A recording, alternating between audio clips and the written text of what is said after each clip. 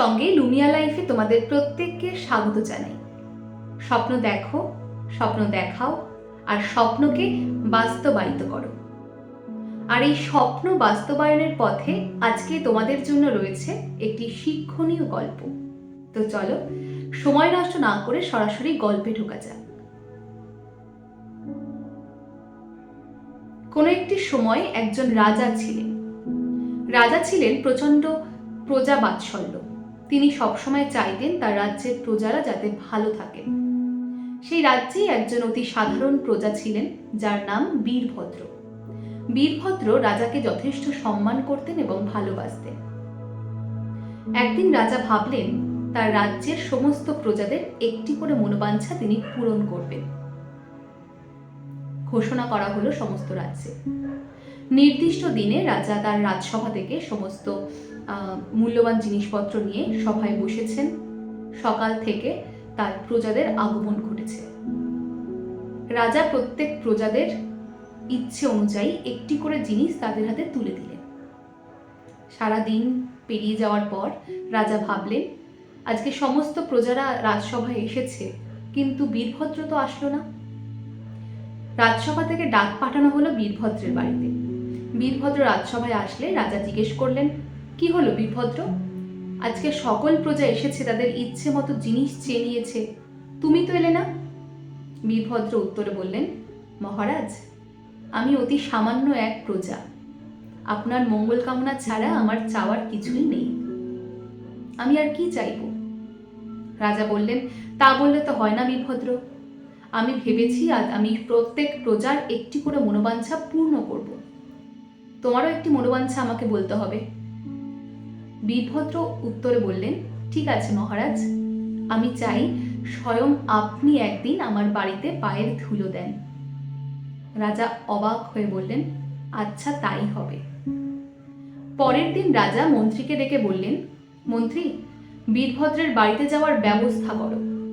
মন্ত্রী উত্তরে বললেন, মহারাজ, আপনি যে বীরভদ্রের বাড়িতে যেতে চাইছেন, কিন্তু ওর বাড়ি যাওয়ার পথের অবস্থা এতই খারাপ যে সেই রাস্তা দিয়ে আপনি পায়ে হেঁটেও যেতে পারবেন না। রাজা ভাবতে লাগলেন এবং বললেন, আমি তো বীরভদ্রকে কথা দিয়েছি, ওর বাড়িতে তো আমাকে যেতেই হবে। তো তুমি রাস্তা মেরামতির ব্যবস্থা করো। কিছুদিন পর রাজা আবার মন্ত্রীকে ডেকে বললেন, মন্ত্রী, রাস্তা তো হলো, তাহলে আর দেরি কোথায়? বীরভদ্রের বাড়িতে যাওয়ার ব্যবস্থা করো। মন্ত্রী বললেন, মহারাজ, আপনি বীরভদ্রের বাড়িতে যাবেন এ তো অতি মঙ্গল কথা, কিন্তু বীরভদ্রের বাড়িটা এতই ছোট এবং তালপাতা দিয়ে ঘেরা, সেখানে আপনার থাকার মতো জায়গাও নেই। তা আপনি থাকবেন কোথায়? রাজা তখন আবার ভাবনায় পড়ে গেলেন এবং কিছুক্ষণ পর উত্তর দিলেন, তাহলে একটা নতুন বাড়ি বানানোর ব্যবস্থা করো।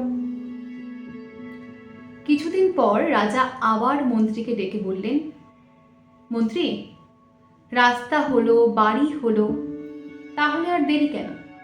এবার বীরভদ্রের বাড়িতে যাওয়ার ব্যবস্থা করো। তখন মন্ত্রী বললেন, মহারাজ, তিনকুলে বীরভদ্রের কেউ নেই, ওর মাও নেই, ওর বউও নেই, তাহলে আপনার আপ্যায়ন কে করবে? মহারাজ বললেন, তাহলে গ্রামের সব থেকে সুশ্রী, রূপবতী এবং গুণবতী কন্যার সঙ্গে বীরভদ্রের বিয়ের ব্যবস্থা করো। রাজা চেয়েছিলেন তার সমস্ত প্রজার একটি করে মনোবাঞ্ছা পূর্ণ করতে।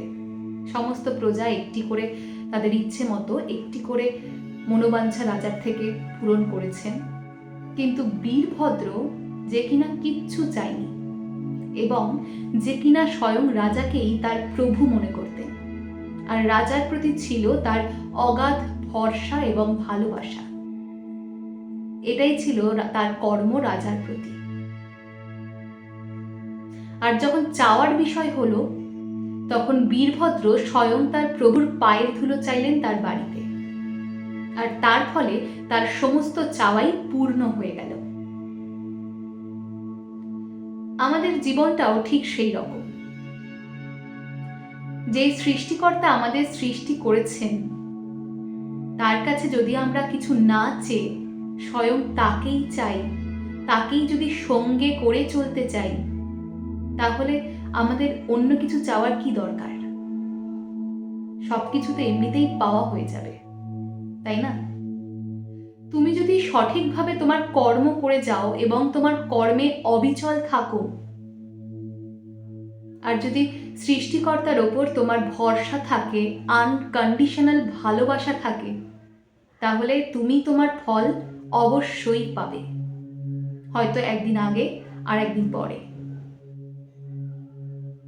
তাহলে সৃষ্টিকর্তাকে মাথায় নিয়ে চলো, তার উপর ভরসা রাখো, আর এই ভরসার ওপর ভর করেই আবার বলবো, স্বপ্ন দেখো, স্বপ্ন দেখাও, আর স্বপ্নকে বাস্তবায়িত করো। লুমিয়া লাইফ, রেডিয়েট পজিটিভিটি, রিজনেট লাভ।